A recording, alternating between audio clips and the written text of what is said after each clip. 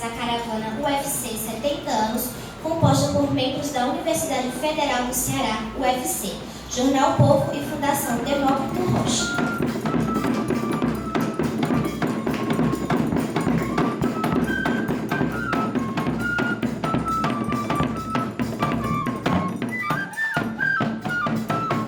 Então seria a cultura,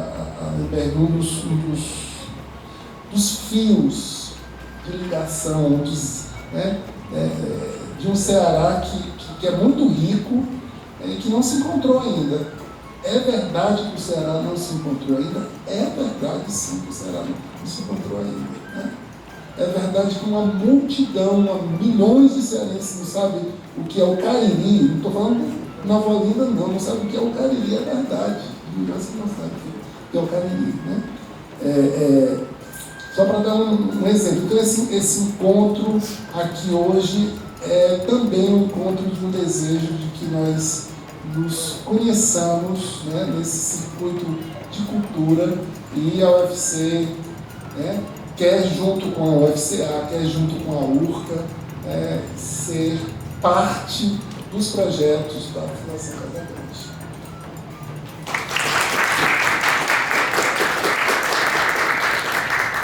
Neste momento, convidamos o magnífico reitor, professor Custódio Luiz Silva de Almeida, da Universidade Federal do Ceará, UFC, e o diretor-presidente da Fundação Casagrande Memorial do Homem Cariri, o senhor Israel Lima Verde Vilar Ferreira, para a assinatura do Acordo de Cooperação Técnica para atividades de ensino, pesquisa e extensão entre a UFC e a Fundação Casagrande.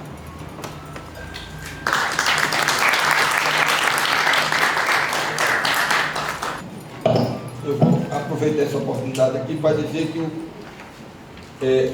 eu chegava aqui na Casa Grande, nós começamos a manter essa fundação com R$200. Aí eu dizia para o menino, olha, não se preocupe não, vai melhorar a situação, nós vamos assinar um convênio. Aí eu vinha para cá e os meninos, Alemberto, cadê o convênio? Nada do convênio. Aí um dia eu cheguei aqui e um gato correu aqui dentro da casa e os meninos gritaram, convênio, convênio. Aí os meninos botaram o nome do gato de convênio. Então, o nosso primeiro convênio foi esse gato.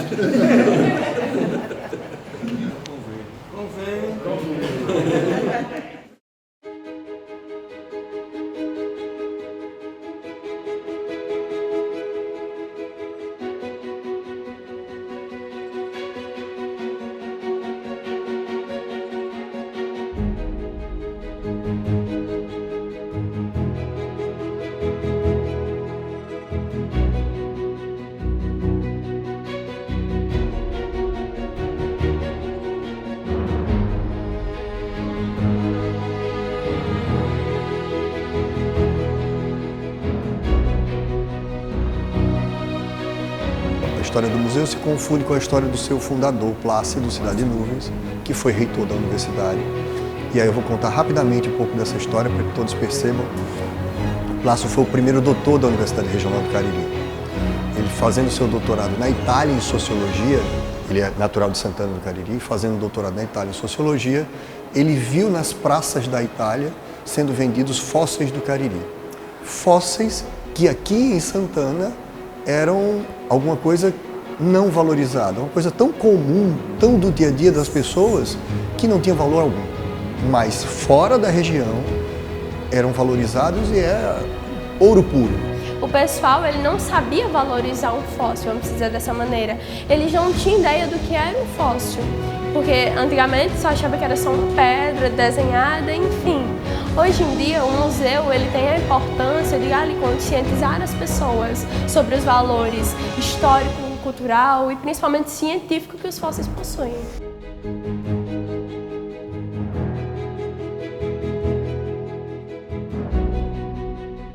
Então ele volta do seu doutorado, torna-se prefeito da cidade, cria um museu de paleontologia para preservar esse patrimônio e antes de deixar a prefeitura, doa o museu para a Universidade Regional do Cariri, entendendo que essa dinâmica municipal é muito fluida e para que você tivesse uma garantia de perpetuidade da iniciativa, a universidade seria o melhor local.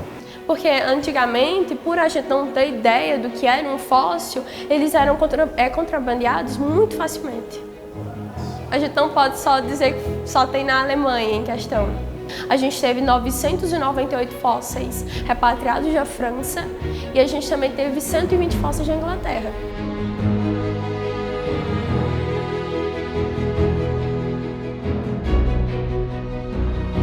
A gente recebe várias pessoas estrangeiras de outros estados, aqui de Santana também.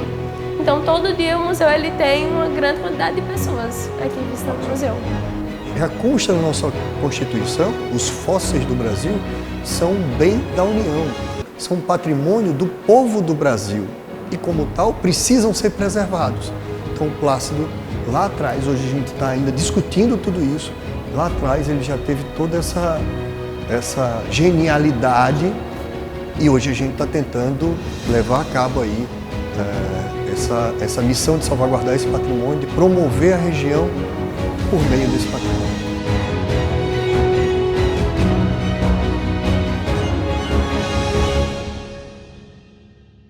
Ora, se já é uma instituição museal, você já tem um patrimônio em sua mão que é único. Fornecer àquela sociedade a percepção da importância desse patrimônio e usar esse patrimônio para benefício da sociedade. Os museus eles têm um papel fundamental para transformar a realidade também socioeconômica das populações que estão ali relacionadas com aqueles patrimônios.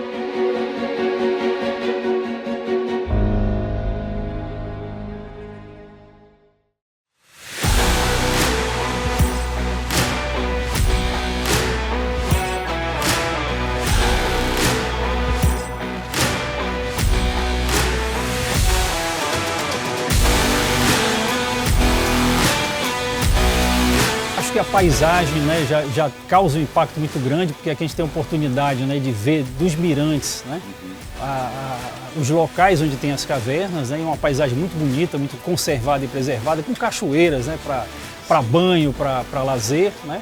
E além disso a parte do atrativo pelo subterrâneo, né, pelas cavernas. Então eu acho que a grande maioria dos turistas eles descem pelo teleférico para entrar e ter uma experiência de visitação dentro do mundo subterrâneo, né?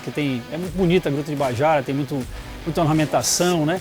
E tem uma história de formação também muito antiga, né, em termos cronológicos, né?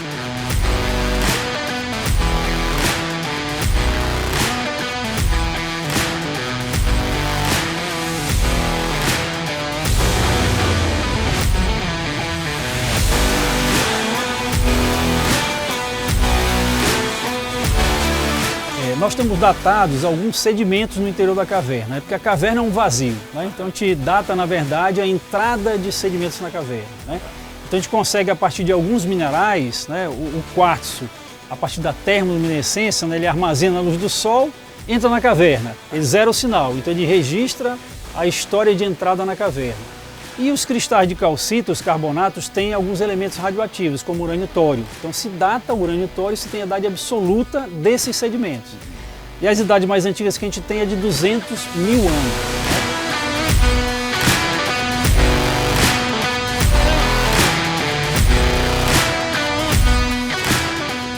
Se aprovou um projeto recente da universidade, né, em cooperação com o Parque Nacional de Bajara. Esse projeto ele prevê o estudo de prospecção de cavernas, né? Então a gente está estudando a possibilidade de existência de novas cavernas, então vai ser feito um pente fino, né? Uma prospecção com drones, né? Também está incluída a modelagem tridimensional com laser scan das cavernas, né? Então esse estudo ele traz a possibilidade de ampliar espaços e ampliar para a ocorrência de novas cavernas, né? E até aliviar um pouco, né, a nossa antiga Gruta de Bajara, que está sobrecarregada por visitação, né? Muitos visitantes vêm aqui para visitar, especialmente a Gruta de Bajara.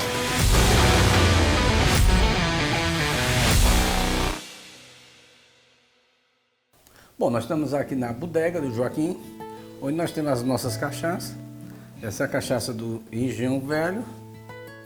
Bom, o meu pai nasceu em 1905 e começou a construir essa propriedade nos anos de 1940.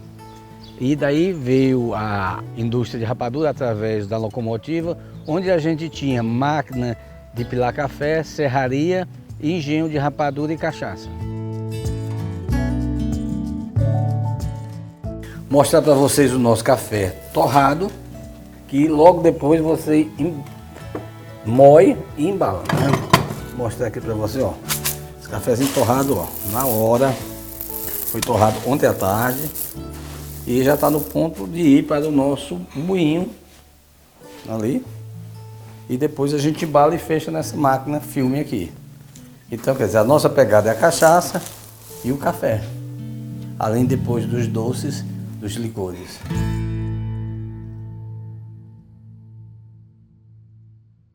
Quando estou na estrada, nada importa. Somente o pensamento que voa e a magia que me transporta. Viajando o corpo, a mente também viaja. A matéria se desloca e a alma logo se acha. Viajar é perder-se no tempo, para em si mesmo se encontrar. Os sonhos tornam-se encantamento, fazendo a vida se alegrar.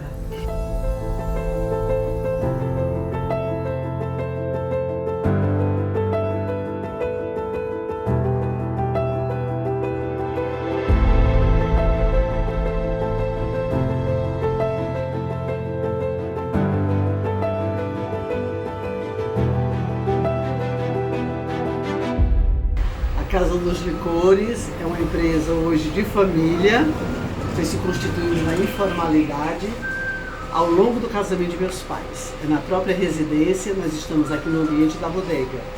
A Casa dos Licores hoje é um receptivo de turismo que mexe com a questão histórica, contextualiza a história de Viçosa, do Ceará, por ser uma cidade antiga e por praticar aqui uma gastronomia ainda bem colonial, que chegou aqui para nós ainda nos primórdios.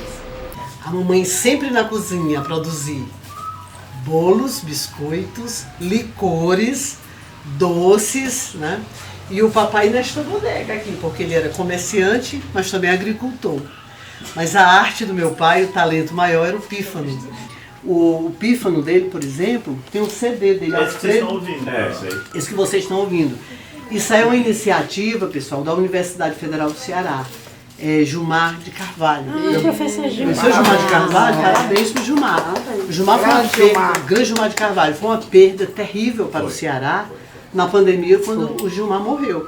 O Gilmar, ele era um garimpeiro de talentos. Esse homem, ele saía por esse mato. Eu ajudava muito o Gilmar aqui em Viçosa, nesse particular, de procurar santeiros, tocadores de berimbau, de Rebeca, né? Tudo isso de pífano. Ele vinha para cá, Tereza, vamos, e a gente se embrenhava, era assim. E realmente ele fazia isso surgir de uma forma muito bonita, né? Muito prazerosa. E foi com o papai. Ele ficava todo o tempo no nosso encalço. Olha, vocês têm que gravar o CD do Alfredo, porque o Alfredo está envelhecendo, ele vai morrer, e esse som emitido por ele vai se perder. Porque o papai não lia e nem escrevia uma partitura musical. Ele criou, nas duas faculdades, entre a UES e a UFC, o Som do Léo, Laboratório de Estudos da Oralidade, para registrar esses artistas que estão aí pelos matos, por matuto, com esses instrumentos exóticos.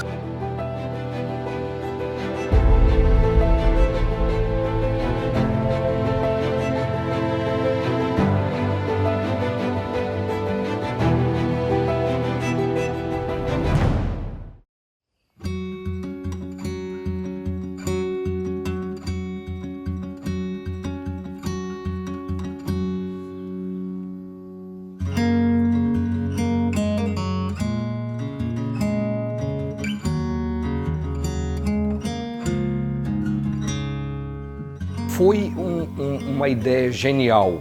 Por quê? Porque é uma política de Estado na qual o Brasil se compromete para preparar os melhores recursos humanos através da educação, ensino, pesquisa, extensão e inovação, para mudar realidades do interior da África ao interior do Brasil, ao interior do Ceará, e nós estamos aqui no coração do maciço do Baturité, ao lado da primeira fazenda que aboliu os seus escravizados. Nós somos mais de 5.000, desses mais de 5.000 nós temos 1.574 estudantes internacionais, são africanos e timorenses. Os timorenses vieram no início, depois pararam timidamente. Nós fomos lá e trouxemos os timorenses, eles estão nos diversos cursos das áreas diversas da Unilab, e nós temos hoje mais de 400 alunos angolanos, mais de 500 alunos guineenses, temos Moçambique chegando em massa, São Tomé e Príncipe. Então a Unilab hoje é um caldeirão epistemológico riquíssimo.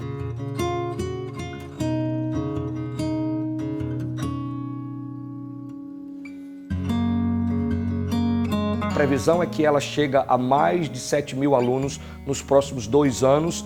A ampliação de cursos, né? Já ultrapassamos 30 cursos de graduação, temos 17 cursos de pós-graduação, doutorado já temos aprovado, chegando mais, e todos esses formam pessoas fantásticas que hoje estão ocupando lugares na USP, na Unicamp, em todas as universidades para fazer doutorado e estão de volta aos seus países, estão marcando, iniciando uma transformação. Essa universidade já formou 900 estudantes africanos que estão inseridos nos seus países, muitos deles já na ativa e mudando realidades.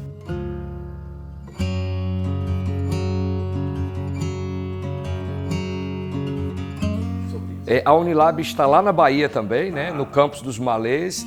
Nós temos lá o ponto, eu apelo a um ponto inspirador. Precisamos destacar que essa universidade temos 20 professores africanos, 20 doutores qualificadíssimos. O que o Brasil precisa entender é que quem chega até nós hoje, os africanos, eles chegam com um conhecimento, com uma riqueza epistemológica tão fantástica que a gente precisa trazer isso e colocar à luz para dizer: aqui estão as figuras mais inspiradoras que o Brasil já conheceu, quando a África, que foi trazida à força, chega voluntária, chega para enriquecer a nós aqui e levar até lá. A educação é essa chave e o Brasil precisa apostar mais nessa visão inspiradora de negros e negras que inspiram conhecimento e tem muito para contribuir conosco.